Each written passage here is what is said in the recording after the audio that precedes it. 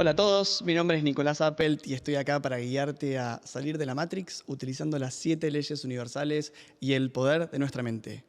Para interrumpir un poco el recorrido que venimos haciendo en estos episodios de este podcast, que es Creo lo que creo, nos tomamos un minuto para leer algunas de sus preguntas, para saber cómo estamos en este viaje, dónde nos encontramos, qué dudas van emergiendo. Con lo cual, si sos parte de este camino, te invito a que debajo nos comentes y nos sigas llenando de preguntas y dónde te generó resonancia, en dónde entraste en conflicto, en dónde apareció esa duda, para que nosotros cada tanto tiempo podamos frenar y charlar de estos temas. Así que lo primero que vamos a hacer es tomar la pregunta de Laura. Y Laura nos dice lo siguiente: ¿es necesario buscar movimiento constante? Y pregunta, ¿no cambiar es igual a estancamiento? Y acá vamos a hablar de algo que más adelante prometo que vamos a profundizar mucho cuando veamos ley de vibración, pero veámoslo desde 3 perspectivas distintas: desde mentalismo, desde vibración y desde ley de ritmo. Desde mentalismo, la primera pregunta que me gustaría invitarte a pensar, a reflexionar es: ¿hay una connotación negativa con la palabra movimiento? ¿Hay una connotación negativa con la palabra cambio? ¿Por qué? Hay algo de las pocas cosas que están garantizadas en el universo, que es nacer, morir, y es el movimiento. Como la ley de vibración garantiza que todo está en movimiento, si vos no aceptás que las cosas van a cambiar, el sufrimiento está garantizado. Entonces, volviendo a la ley de mentalismo, lo que hay que cambiar es qué simbolismo, qué significado tiene dentro de tu ser la palabra cambio. Y por qué el cambiar o el estar en movimiento puede ser una amenaza, o está tenido de agotamiento, o está tenido de por favor, ya detengan este juego. Es normal, todos los seres humanos sentimos eso, porque a vos, a mí y a muchos nos pasa constantemente que sentimos que esto no para nunca, que esto no se detiene, que siempre estamos en continuo proceso, que siempre estoy revisando a mi papá, a mi mamá, mis vínculos, mis traumas. Obviamente que por momentos hay que saber detenerse a disfrutarse a uno, pero eso es parte del movimiento. Eso no implica que uno está congelando el tiempo y espacio, sino que en realidad lo llamamos falsamente detenerse, sino es mover el foco de un lugar hacia otro lugar. No deja de ser un movimiento, lo que es un movimiento de óptica. Entonces, desde la ley de mentalismo es cuál es el concepto que tengo de lo que es cambio, de lo que es estar en movimiento. ¿Qué significa eso para mí? Probablemente infiero, como nos pasa a todos nosotros, esto que decimos que me quiero bajar de tanto movimiento, me quiero bajar del cambio constante. Si seguimos ley de vibración, sabemos que eso no va a ocurrir. Ahora, ¿qué podemos empezar a utilizar a nuestro favor? Es que si nosotros nos volvemos un poco más presentistas, por así decirlo, inventemos este concepto, es decir, estar conectados con lo que está pasando en el presente, un poco más seguido por lo menos, lo que vamos a sentir es que el movimiento es más leve. ¿Por qué solemos sentir que el movimiento es brusco? Imagínate que vos estás yendo en un auto a 10 kilómetros por hora, ¿sí? Y en ese movimiento de repente viste un paisaje que te gustó, te bajaste del auto, te quedaste viendo ese paisaje que es hermoso porque te generó un montón de apego y te encantó y querés disfrutar el paisaje, y el auto siguió en movimiento. El auto sigue en movimiento, el universo sigue en movimiento, que la vida sigue en movimiento, implica que eventualmente te va a pedir que te reactualices un poco y te pongas de nuevo a la velocidad y te puedas volver a subir al auto para que te puedas acoplar a ese movimiento.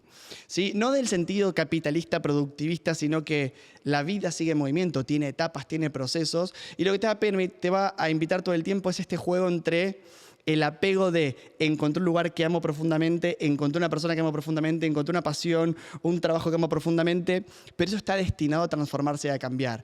En el momento en que veas que el auto se aleja demasiado, estaría bueno decir, ¿dónde me estoy quedando? ¿A qué cosas me estoy aferrando porque estoy apegado a esto que me está dando ahora? Entonces, cuando uno empieza a leer un poco más el presente en esta ley de vibración, empieza a escuchar señales más pequeñas, empieza a prestar atención a mensajes más pequeños. Y cuando empiezo a escuchar eso, empiezo a hacerle caso a eso, empiezo a accionar en relación a eso, mi sensación no va a ser que estoy en cambios tan abruptos. No voy a sentir que el auto se me alejó 50 kilómetros y ahora tengo que hacer un gran esfuerzo para alcanzarlo. Realmente la sensación de agotamiento frente a la transformación y el cambio tiene que ver con cuánto tiempo me quise quedar estancado en una situación sin salir de esa situación, y la compensación al movimiento requiere demasiado esfuerzo.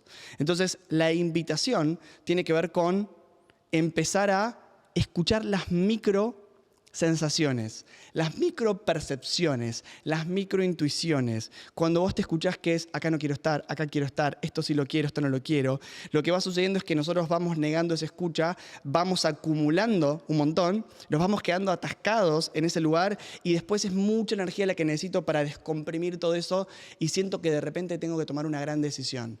En realidad, las grandes decisiones no existen. Una gran decisión se vive como tal cuando postergué un montón de pequeñas decisiones.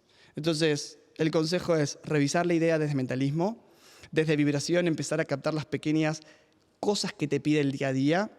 Y desde la ley de ritmo, básicamente es entender que la ley es un proceso que se vive entre polaridades. Es decir, que un día vamos a encontrarnos en esta polaridad y otro día vamos a encontrarnos en esta polaridad. Y que la vida es un constante viaje entre polaridades. Es decir, es un constante viaje entre la felicidad y la tristeza, entre la vida y la muerte, entre la salud y la enfermedad. Y entender que estamos en un viaje constante implica que estamos en un movimiento constante. Entonces, si unimos estas tres leyes, ¿sí?, y le permitimos que acontezcan en nuestra vida, lo que va a suceder es que todo va a fluir de una forma mucho más sencilla y fácil. Por último, algo que te sumaría y que es muy repetido en los últimos 10, 15 años en el mundo del coaching y la ayuda y la motivación es el mensaje de salir de tu zona de confort. Cuando yo escucho esa frase, se ejerce dentro de mi ser mucha resistencia porque cuando hablamos de salir de la zona de confort, estamos hablando como si el confort fuese algo negativo. Entonces, sí, cuando nosotros nos están proponiendo salir de la zona confort, lo que nos están diciendo es dejar de vivir confortablemente para salir a vivir algo que sea incómodo. Entonces, cuando estamos hablando de cambio, no estamos hablando de salir de la zona de confort. El cambio es para buscar más confort en tu vida. Mientras más rápido aprendas a cambiar, mientras más flexible seas, probablemente tengas mayor cantidad de veces en tu vida contacto con el confort. Entonces, lo que nosotros vamos a salir es a constantemente buscar el confort. Lo que vamos a salir es de la zona de control. Es decir, que si poner límite y decir que no es lo que vos sabés hacer, es lo que no sabes hacer, entonces es tu control. Si no escucharte es lo que vos sabés hacer, pero te genera control. Si lo que vos, de la forma en que te venís comportando, es lo que te permite controlar y no arriesgarte, entonces no estás viviendo en una zona de confort, lo que estás haciendo es vivir en una zona controlada de forma constante. Para vivir bien hay que salir del control. Y esto es aceptar la transformación que trae el movimiento y la ley de vibración.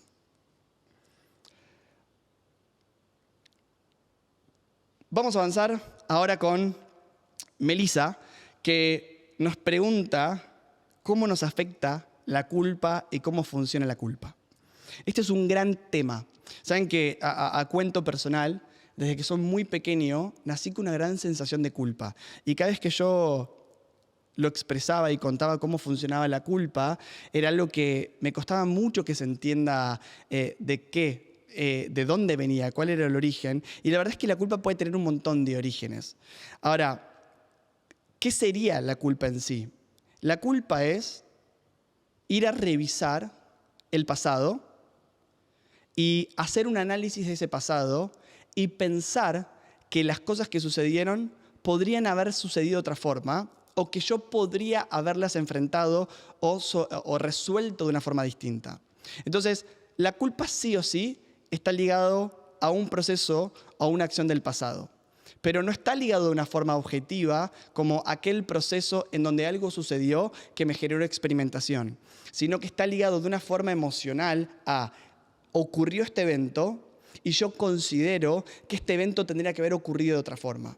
Entonces, vamos a hablar de la culpa desde tres perspectivas distintas. Una como la fuente número uno de creación. ¿Y qué sería esto?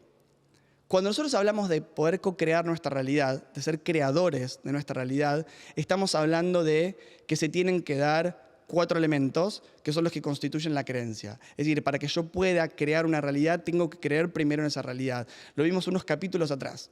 La creencia, recuerden, está conformada por nuestros pensamientos, por nuestras imágenes, nuestras emociones y un cuarto ingrediente que es vital en todo esto, que es la certeza. ¿Y qué es la certeza? La certeza significa que no hay dudas y que esto que pienso, que siento, que veo es para mí, que lo que yo digo que soy, siento que lo soy. Si yo pienso acerca de la realidad, imagino la realidad o tengo emociones de la realidad, pero yo no tengo certeza, no puedo ser un creador de realidad.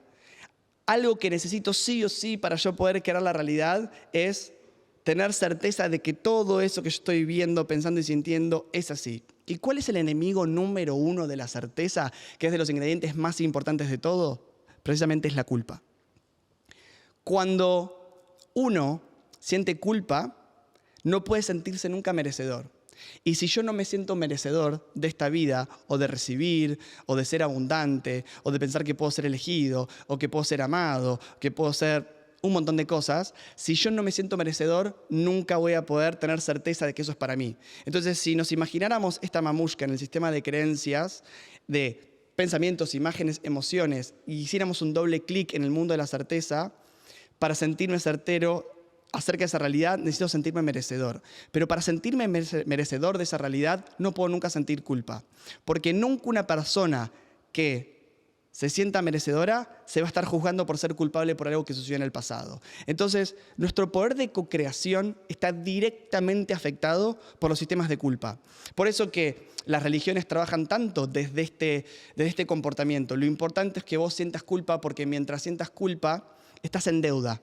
Mientras estás en deuda, hay alguien que te tiene que venir a salvar o a perdonar de esa deuda que tenés, y vos no sos merecedor. Si tenés culpa, no mereces el cielo. Si tenés culpa, no mereces ser abundante.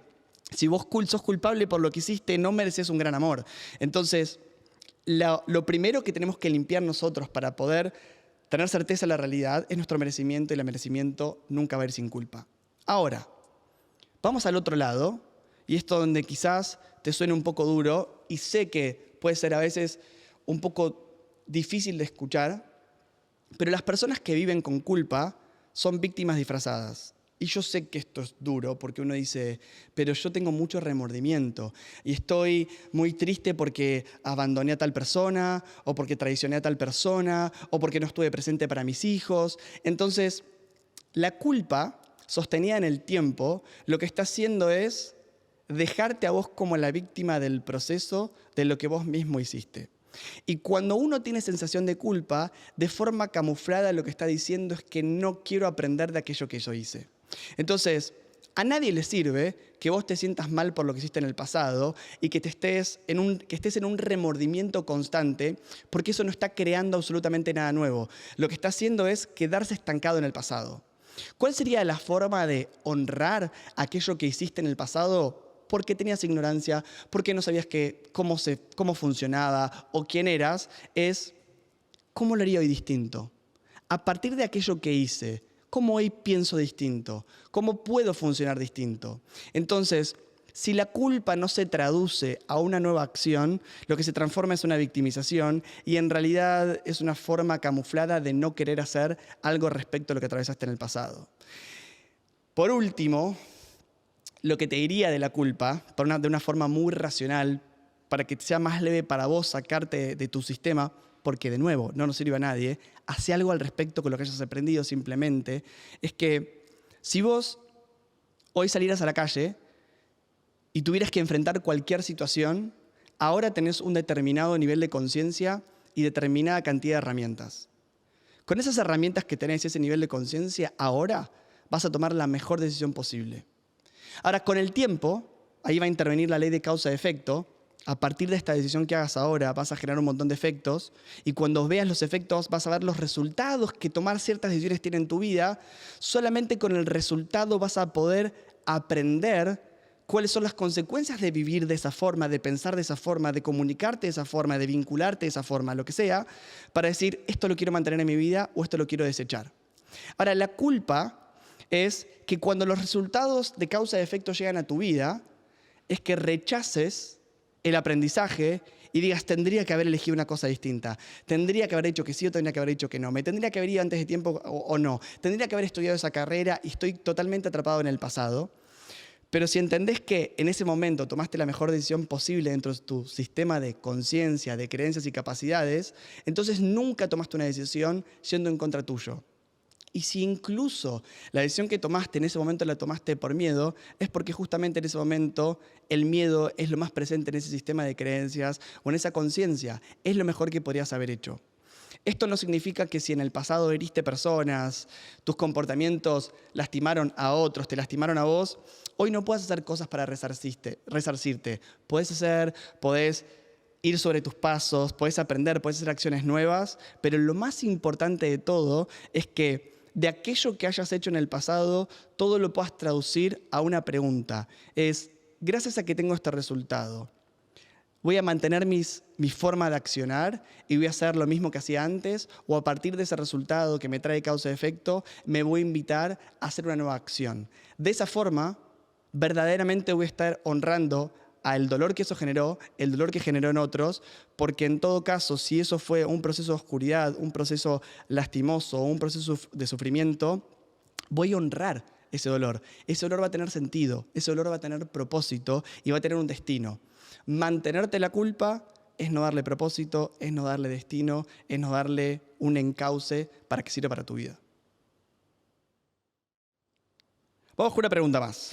Es una pregunta que es muy linda y nos atraviesa a todos en el día a día y más que nada en el proceso de toma de decisiones. Y dice lo siguiente: ¿por qué nos solemos quedar en lugares que nos hacen tan mal aún sabiendo cuál es la mejor solución? Bueno, en primer lugar, un poco lo que sucede acá es que, ¿cuál es la mejor solución? La mejor solución es una propuesta de la conciencia de un futuro que igual todavía no experimentaste, pero es una propuesta de movimiento hacia una nueva vida. Hay una frase que me ayuda profundamente en los momentos de más incertidumbre, cuando la incertidumbre está asociada a la indecisión. Probablemente si lo que sucede en tu vida, vamos a poner un ejemplo, que sabes que querés renunciar a tu trabajo pero no podés renunciar. Que sabes que tenés que romper un vínculo pero no te vas a romper el vínculo. Que sabes que querés ocuparte de tu salud y hacer ese ejercicio pero no te lo permitís hacer. Si estamos en esa situación en donde sabemos cuál es el destino, sabemos cuál es la respuesta o cuál es la propuesta que construye una nueva vida, hay un proceso o hay un momento de la vida en donde sabemos la solución, pero aparentemente no podemos accionar en base a esa solución. Hay una frase que me gusta mucho que dice que es increíble la cantidad de tiempo que nos toma accionar lo que hayamos decidido. Entonces, es normal. Primero hay grandes decisiones que tomamos en nuestro interior, porque el proceso es interno, hay un proceso de gestión, hay un proceso de maduración, y cuando hablo de gestión hablo de gestar, de madurar ese proceso adentro nuestro.